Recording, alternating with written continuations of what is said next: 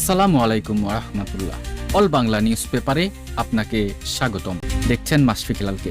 দৈনিক প্রথম আলোতে একটি গুরুত্বপূর্ণ খবর হয়েছে, ৬ মাসে অনেক খেয়েছেন, মনে হচ্ছে দলটাকেই খেয়ে ফেলবেন বিএনপির MP Rafiqul Islam.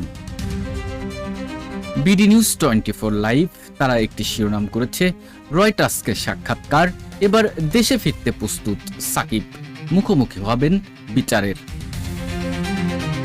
BD news 24.com এর পাশাপাশি আরও একটি খবর, সাকিবের আর দেশে ফেরা ও খেলার সম্ভাবনা নেই ক্রীড়া প্রতিমন্ত্রী।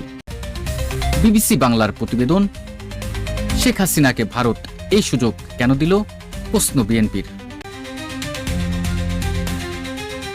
শেখ হাসিনার বক্তব্যকে গুরুত্ব দিচ্ছে না সরকার, স্বরাষ্ট্রমন্ত্রী। দেশ রূপান্তরের আরও একটি গুরুত্বপূর্ণ খবর, ভারতীয় হাইকমিশনকে তলব করা উচিত, এনসিপি নেতা নাহিদ ইসলাম। দেশ রূপান্তর, মন্ত্রীদের 10, এমপিদের 5 লাখ টাকা বেতন চান প্রতিমন্ত্রী নুরুল হক নূর। দৈনিক ইত্তেফাকের একটি শিরোনাম হয়েছে, রাষ্ট্রপতি পদে প্রস্তাব পাননি ডক্টর ইউনূস, বিএনপির বিবেচনায় Mirza Fakhrul, 7 August 2026। BD news 24.com এর একটি শিরোনাম হয়েছে, সাকিবের দেশে ফেরার সুযোগ দেখেন না ক্রীড়ামন্ত্রী, সে যদি আসে তাহলে আইনগতভাবে আসবে বললেন আমিনুল হক। দৈনিক প্রথম আলোর আরেকটি খবর, স্কুল ছাত্রীকে লাথি মারার ভিডিও ভাইরাল, ভুক্তভোগীকেই টিসি দিল বিদ্যালয়। প্রথম আলোর একটি অভিমতের পাতায় প্রকাশিত হয়েছে, দিল্লিতে শেখ হাসিনার গণমাধ্যমের সঙ্গে কথা বলতে দেওয়া বাংলাদেশের প্রতি অবজ্ঞা, আনমা মুনিরুজ্জামান। আরেকটি খবর শিরোনাম হয়েছে, শেখ হাসিনা দেশে ফিরে আসুক, গণহত্যার দায় নিয়ে কারাগারে যাক আইনমন্ত্রী।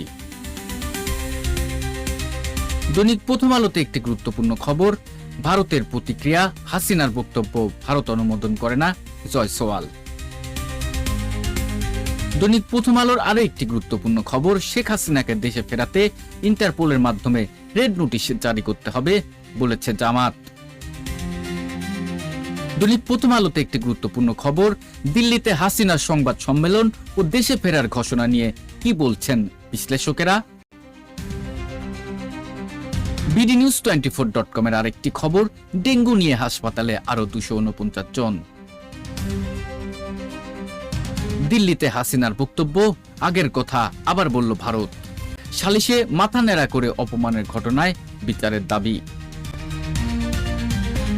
বিবিসি নিউজ বাংলার আরো একটি গুরুত্বপূর্ণ খবর, আওয়ামী লীগের বিচার ও নিষিদ্ধ করার প্রশ্নে চ্যালেঞ্জ কোথায়। দর্শক, বাংলাদেশ প্রতিদিনে একটি খবর প্রকাশিত হয়েছে, রাজধানীতে বিএনপি নেতাকে গুলি, পথচারী নারী সহ আহত 2। পাশাপাশি বাংলাদেশ প্রতিদিন আরো একটি খবর লিখেছে, বিবিসি বাংলার প্রতিবেদন, শেখ হাসিনাকে ভারত এই সুযোগ কেন দিল, প্রশ্ন বিএনপির। শেখ হাসিনার বক্তব্যকে গুরুত্ব দিচ্ছে না সরকার, স্বরাষ্ট্রমন্ত্রী। তিনি এইভাবে বলেছেন যে কোথায় হাসিনা, কিসের হাসিনা, কোথায় বক্তব্য দিয়েছেন, চেহারা দেখা গেছে। মাঝে মধ্যে উস্কানি দিয়ে এগুলো তারা চেষ্টা করছে যাতে বাংলাদেশে কোনো অস্থিরতা সৃষ্টি করা যায়। আমি আপনাদেরকে পড়ে শোনাচ্ছি আজকের গুরুত্বপূর্ণ খবর, কোন পত্রিকা কি লিখেছে। প্রতিদিন রাতে 10:30 আমি বাংলাদেশের সব সংবাদপত্রগুলো নিয়ে আপনাদের সঙ্গে সংযুক্ত থাকি, তথ্য জানানোর চেষ্টা করি। জুলাই গণ অভ্যুত্থানের দ্বিতীয় বার্ষিকীতে দিল্লিতে অনুষ্ঠিত এক অনুষ্ঠানে শেখ হাসিনা অডিও বক্তব্যের বিষয়ে প্রতিক্রিয়া জানতে চাওয়া হলে মন্ত্রী ক্ষোভ প্রকাশ করে বলেন, কিসের হাসিনা, কোথায় বক্তব্য দিয়েছে, চেহারা দেখা গেছে। মাঝে মধ্যে উস্কানি দিতে এগুলো তারা চেষ্টা করছে যাতে বাংলাদেশে কোনো অস্থিরতা সৃষ্টি করা যায়, কিন্তু বাংলাদেশের মানুষ এগুলো কখনো গ্রহণ করবে না। তিনি আরো যোগ করে বলেন, যাদের বিরুদ্ধে গণহত্যা ও মানবতা বিরোধী অপরাধের দায়ে অভিযুক্ত হওয়া সত্ত্বেও কোনো অনুশোচনা নেই এবং যারা জনগণের কাছে ক্ষমা চায়নি, তাদের বিদেশে বসে চিৎকার বা উস্কানিতে সরকার আমরা মনোযোগ দিচ্ছি না। পড়ে শোনাচ্ছিলাম একটি গুরুত্বপূর্ণ খবর, এটি দেশ রূপান্তর থেকে। আরেকটি খবর, শেখ হাসিনার সংবাদ সম্মেলন নিয়ে অবস্থান স্পষ্ট করল ভারত, এটি কিছুক্ষণ আগে প্রকাশ হয়েছে। চলুন একটু আপনাদেরকে পরে তথ্য জানানোর চেষ্টা করি। ভারতে বিদেশি সংবাদদাতাদের একটি ক্লাবে সাবেক প্রধানমন্ত্রী শেখ হাসিনার সংবাদ সম্মেলনকে কেন্দ্র করে বাংলাদেশ ও ভারতের মধ্যে নতুন করে উত্তেজনা তৈরি হয়েছে। এই ঘটনার পর শুক্রবার ভারতের পররাষ্ট্র মন্ত্রণালয় MIA জানিয়েছে ওই অনুষ্ঠানের আয়োজনে ভারত সরকারের কোনো ভূমিকা ছিল না, এটি একটি বেসরকারি গণমাধ্যমের প্রতিষ্ঠানের আয়োজন করা ছিল। ঘটনাটিকে কেন্দ্র করে বাংলাদেশ সরকারের পক্ষ থেকে তীব্র ক্ষোভ প্রকাশ করা হয়। গণহত্যার অভিযোগের মুখে থাকা শেখ হাসিনাকে কিভাবে প্রকাশ্যে বক্তব্য দেওয়ার সুযোগ দেওয়া হলো তা নিয়ে ঢাকার পক্ষ থেকে কঠোর ভাষায় অসন্তোষ জানানো হয়। একই সঙ্গে এই ঘটনার নেতিবাচক প্রভাব বাংলাদেশ ভারত দ্বিপাক্ষিক সম্পর্ক গড়তে পারে বলে সতর্ক করা হয়েছে। তবে ভারতের পররাষ্ট্র মন্ত্রণালয়ের মুখপাত্র রণধীর জয়সওয়াল স্পষ্ট করে বলেছেন, ওই অনুষ্ঠানে শেখ হাসিনা যে বক্তব্য দিয়েছে তার সঙ্গে ভারত সরকার একমত নয়। বিশেষ করে বাংলাদেশের বর্তমান সরকারের বিরুদ্ধে দেওয়া কোনো বক্তব্য ভারত সরকার সমর্থন করে না। শুক্রবারের সাপ্তাহিক ব্রিফিংয়ে জয়সওয়াল এসব কথা বলেন। ভারতীয় হাই কমিশনকে তলব করা উচিত, নাহিদ ইসলাম।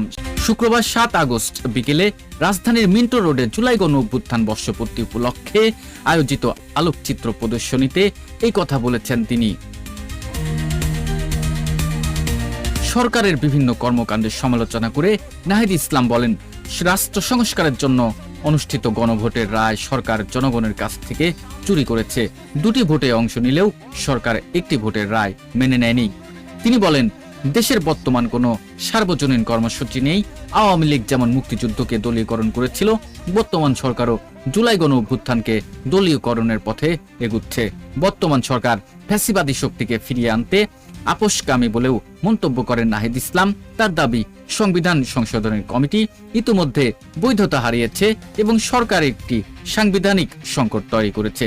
ভারতীয় হাইকমিশনকে তলব করা উচিত, নাহিদ ইসলাম। মন্ত্রীদের 10, এমপিদের 5 লাখ টাকা বেতন চায় ভিপি নুরুল হক নূর। এটি নিয়ে আপনার কি মতামত? একটা গান আছে না, এটাকে কি গান বলে, ছোটবেলায় মানে শুনছিলাম, এটাকে মনে হয় র‍্যাপ গান বলে।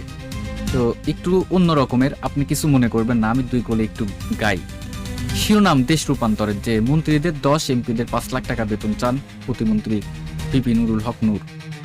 মন্ত্রী হইতে চাই, আমি মন্ত্রী হইতে চাই, মন্ত্রী হইলে ঘুমাইতাম রোজ টাকার বিছানায়।